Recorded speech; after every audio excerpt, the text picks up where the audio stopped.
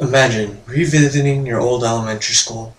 While some things may still be the same, like the street it's located on, the school mascot, or the school colors, on the inside things look quite different.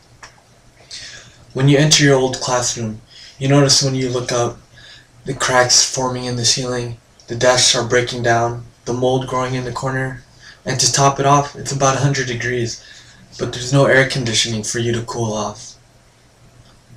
The first thing that may come to mind is, how can students learn and stay focused while enduring these harsh conditions?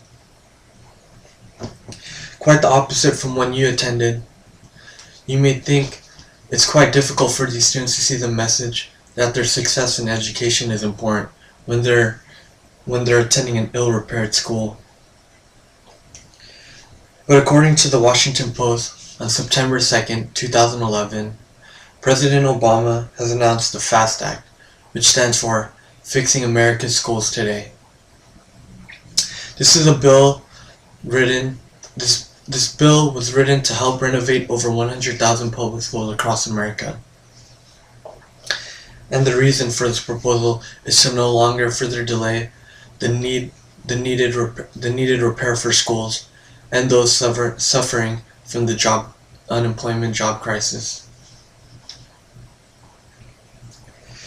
It's important for us to not overlook the quality of a student's education, which will later develop into further development.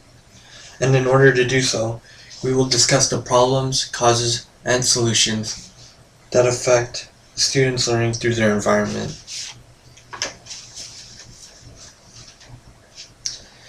In discussing the problem, there are two parts. First, the source of funding, and second, the delay of taking action. For a while, tax dollars have been given to oil companies such as Exxon and Sunco, stated by Sherry Brown in an article by Lime News Ohio on September 14, 2011. In addition to funding, the increase of cost for delaying actions will only go up if action is not taken now. Oregon Senator Jeff Merkley strictly mentions in the Targeted News Service on October 12, 2011, "We can wait and do those repairs later at a far greater cost, or we can do them now." While it is quite evident that wasted funds have been given away, as well as looking at the problem, instead of taking action to fix it, this has ultimately left us questioning why these problems still remain. Now that we have talked about the problem, we will now talk about the solutions. Now that the cause is due to the issue of funding, where we continue to give our money to oil industries rather than investing it into our schools, Tea Party members have blocked our effort to end those subsidies, to put money into something that really matters, in terms of jobs and in terms of education for our kids, which is taken from the article Back to School and to Work by the Washington Post. Not only do Tea Party members want us to continue giving our money, but waiting will not solve the problem itself. Results of not taking action have been school districts have been forced to cut budgets and lay off teachers, which enables schools to afford physical improvements. But if we modernize schools today, we can actually save money on books and other equipment, and possibly hire new employees.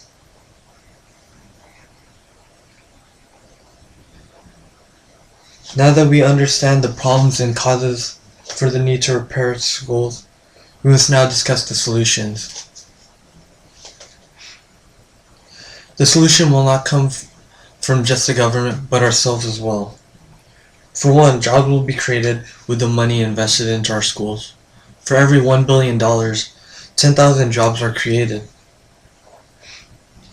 While the unemployment rate has risen to 18%, construction workers, plumbers, roofers, and others will be given the opportunity to get back to work. The Washington Post also mentions that the FAST Act is more labor intensive than road and bridge construction. In other words, we need jobs for people, not machines.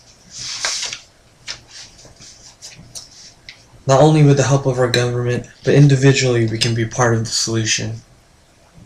We must petition for physical improvement, such as better air quality, and eliminate allergy and asthma triggers, which can ultimately affect a student's health, or possibly lead to a student unable to attend school due to illness or worse. By investing our money into our schools, we can not only strengthen our economy in terms of providing jobs for people and saving money at the same time, but also to make our schools a much more safer environment for our students to learn.